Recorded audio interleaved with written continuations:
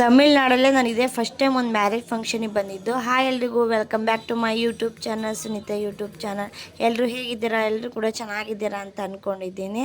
ಇವತ್ತು ನಾವು ಆಪಕೂಡಲಿಂದ ಅಂದಿಯೂರಿಗೆ ಬಂದು ಫಸ್ಟೇ ಊಟ ಮಾಡೋಣ ಅಂತ ಬಂದು, ಇಲ್ಲೆಲ್ಲ 7:30ಗೆ ಊಟ ಸ್ಟಾರ್ಟ್ ಆಗುತ್ತೆ. ನಾವು ಬಂದಾಗ 9 ಗಂಟೆ ಆಗಿತ್ತು. ಎಲ್ಲ ಜನ ಖಾಲಿ ಖಾಲಿ ಕಾಣಿಸ್ತಾ ಇದ್ರು. ಇನ್ನು ರಾತ್ರಿ ರಿಸೆಪ್ಷನ್ ಊಟಕ್ಕೆ ಅಂತ ಇಡ್ಲಿ, ಚಪಾತಿ, ದೋಸೆ, ತಕ್ಕಲಿ ದೋಸೆ, ಮಶ್ರೂಮ್ ಬಿರಿಯಾನಿ, ರಸಮು, ರೈಸ್, ಗುಲಾಬ್ ಜಾಮೂನ್ ಮಾಡಿಸಿದ್ರು. ನಾವಿದೇ ಹೊಟ್ಟೆ ತುಂಬಿಡ್ತು. ರಸಮು ರೈಸು ಹಾಕಿಸ್ಕೊಳ್ಳಲಿಲ್ಲ.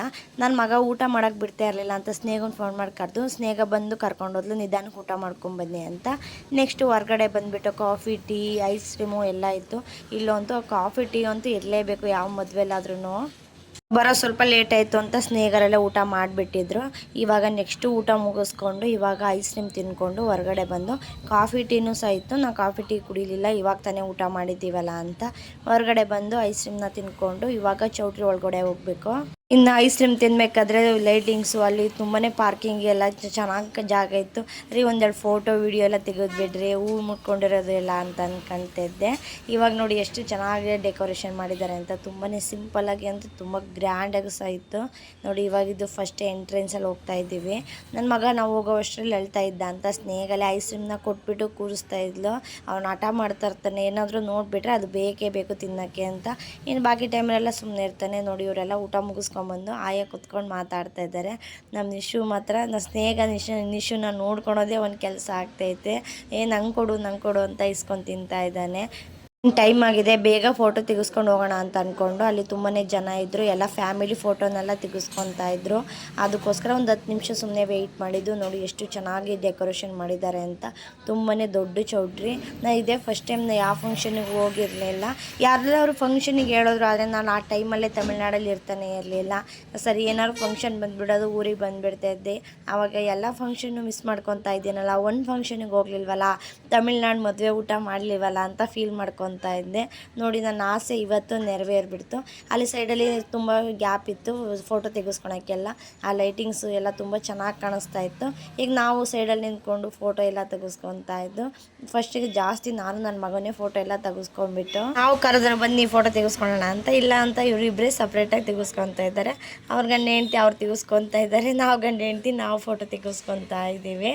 ಆಮೇಲೆ ಸ್ನೇಹ ಬಂದುಬಿಟ್ಟು ಅಣ್ಣ ನನ್ನ ಒಂದೆರಡು ಫೋಟೋ ತೆಗಿ ಅಂತ ಅಂದ್ಲು. ಇವಾಗ ನೋಡಿ ನಮ್ಮ ಮನೆಯವರು ಫೋಟೋ ತೆಗಿತಾ ಇದ್ದಾರೆ.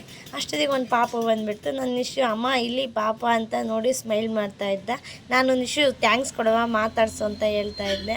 ಆ ಹುಡುಗಿ ಹಿಂದೆನೇ ಹೋಗ್ಬಿಡ್ತಾ ಇತ್ತು, ಮಾತಾಡಿಸ್ತಾನೆ ಇರಲಿಲ್ಲ. ಯಾಕೆಂದರೆ ಇವನು ಕನ್ನಡದಲ್ಲಿ ಮಾತಾಡ್ತಾ ಇದ್ದ. ಆ ಪಾಪು ಇನ್ನೂ ಚಿಕ್ಕ ಪಾಪಲು, ಅದು ಮಾತಾಡ್ತಾ ಇರಲಿಲ್ಲ. ನೋಡಿ ನಮ್ಮ ಸ್ನೇಹ ಅಂತೂ ಭಯಂಕರ ಫೋಸ್ ಎಲ್ಲ ಕೊಡ್ತಾ ಇದ್ದಾಳೆ. ಇವಾಗ ಬಂದ ಮತ್ತೆ ಥ್ಯಾಂಕ್ಸ್ ಕೊಟ್ಟ. ಪಾಪು ಕೈಯಿಂದ ಬಿಡಿಸ್ಕೊತಾ ಐತೆ, ಇವ್ನು ಗಟ್ಟಿ ಇಟ್ಕೊಂಡ್ಬಿಟ್ಟ ಅನಿಸುತ್ತೆ.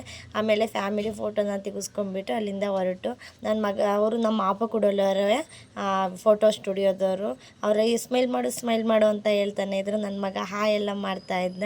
ಮೋಸ್ಟ್ಲಿ ನಮ್ಮಿಬ್ಬರು ಸಪ್ರೇಟ್ ಫೋಟೋ ತೆಗೆದ್ರು ಅಂತ ಅಂದ್ಕೊತೀನಿ. ನೋಡಿ ತುಂಬಾ ಚೆನ್ನಾಗಿತ್ತು ಡೆಕೋರೇಷನ್ ಎಲ್ಲ.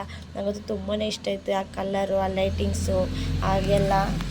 ಇವಾಗ ಹೊರಗಡೆ ಒಂದೆರಡು ಫೋಟೋ ವೀಡಿಯೋ ತೆಗೊಳೋಣ ಅಂತ ನಾನು ನಮ್ಮ ಸ್ನೇಹ ನಾನು ನಡ್ಕೊಂಬರೋದೆಲ್ಲ ವೀಡಿಯೋ ಮಾಡು ಅಂತ ಹೇಳ್ತಿದ್ದೆ. ಎಲ್ಲರೂ ಮುಂದೆ ಹೋಗ್ತಾ ಇದ್ರು. ನಾನು ನಮ್ಮ ಸ್ನೇಹನ ಹಿಂದೆ ಹೋಗಿ ವೀಡಿಯೋ ಮಾಡು ಅಂತ ಇದ್ದೆ. ಇವಾಗ ಹೊರಗಡೆ ಬಂದು ನೋಡಿ ನಾನು ನಿಂತ್ಕೊಂಡು ಪೋಸ್ ಕೊಡ್ತಾ ಇದ್ದೀನಿ. ಈ ಥರ ನಿಂತ್ಕೊಳ್ಳ, ಹಿಂಗೆ ತೆಗೀರಿ ಹಂಗೆ ತೆಗೀರಿ ಅಂತ ಹೇಳ್ತಾನೆ ಇದ್ದೀನಿ. ಈಗ ನೆಕ್ಸ್ಟು ಅಣ್ಣ ತಂಗಿ ಸ್ಟಾರ್ಟ್ ಮಾಡಿದ್ರು ಫೋಟೋ ತೆಗಿಯೋಕ್ಕೆ ಅಂತ. ಅಲ್ಲಿ ಒಳಗಡೆ ನಮ್ಮ ಸ್ನೇಹ ಜಾಸ್ತಿ ಫೋಟೋ ತೆಗೆಸ್ಕೊಂಡು ಇಲ್ಲಿ ಅವ್ರ ಅಣ್ಣನ ಫೋಟೋ ತೆಗಿತಾ ಇದ್ದಾಳೆ.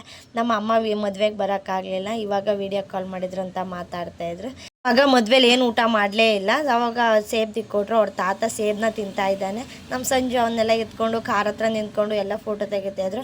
ನಾನು ಯಾವಾಗಲೇ ವೀಡಿಯೋ ಮಾಡಿದ್ರು ನಮ್ಮ ಸ್ನೇಹನ ವೀಡಿಯೋ ಮಾಡೋಕ್ಕೆ ಖುಷಿ ಆಗುತ್ತೆ. ಯಾವಾಗಲೂ ಹಾಯ್ ಅಂತ ನನ್ನ ವೀಡಿಯೋ ಮಾಡಿದಾಗೆಲ್ಲ ಫೋಸ್ ಕೊಡ್ತಾ ಇರ್ತಾಳೆ.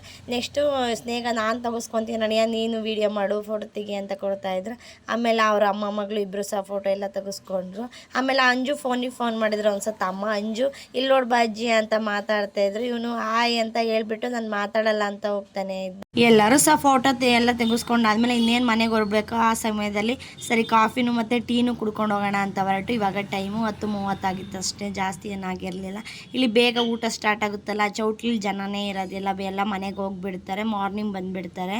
ಇವಾಗ ನೋಡಿ ಎಲ್ಲರೂ ಸಹ ಕಾಫಿ ಟೀನ ಕುಡ್ಕೊಂಡು ಹೋಗ್ತಾ ಇದ್ದಾರೆ. ನಾನೇನು ಕುಡಿಲಿಲ್ಲ.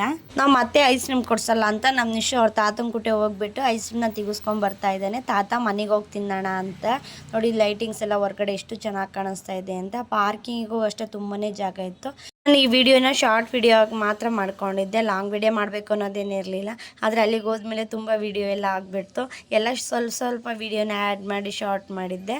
ಇವಾಗ ಇದೆಲ್ಲ ಇದ್ದರೆ ಮೆಮೊರಿ ಮತ್ತೆ ಇದು ಮಾಡೋಕ್ಕಾಗಲ್ವಲ್ಲ ಅಂತ ಈ ಫುಲ್ ವಿಡಿಯೋ ಲೆಂತಿ ವಿಡಿಯೋನ ಯೂಟ್ಯೂಬಲ್ಲಿ ಅಪ್ಲೋಡ್ ಮಾಡ್ತಾ ಇದ್ದೀನಿ.